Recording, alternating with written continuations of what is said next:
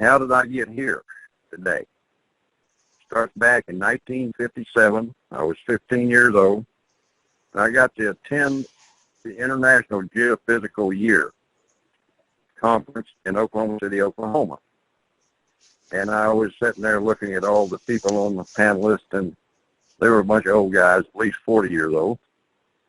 But there was one young man, just a little bit older than me, sitting near the end of the table. It was very quiet, making notes. And then it became his turn. And while the panelist was going on, they had the big screen behind. They were showing pictures of Africa and the North Pole and everything. The International Geophysical Year was a year where they started studying the planet.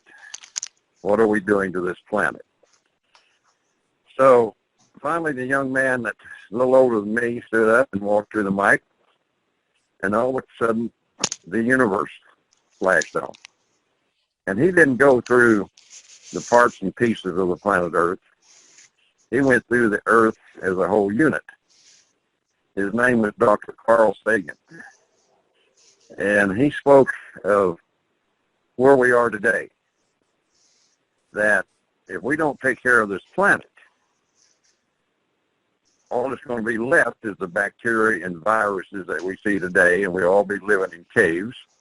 And we'll have bows and arrows and try to hunt animals to eat that have survived the viruses. We're going through that right now to some degree.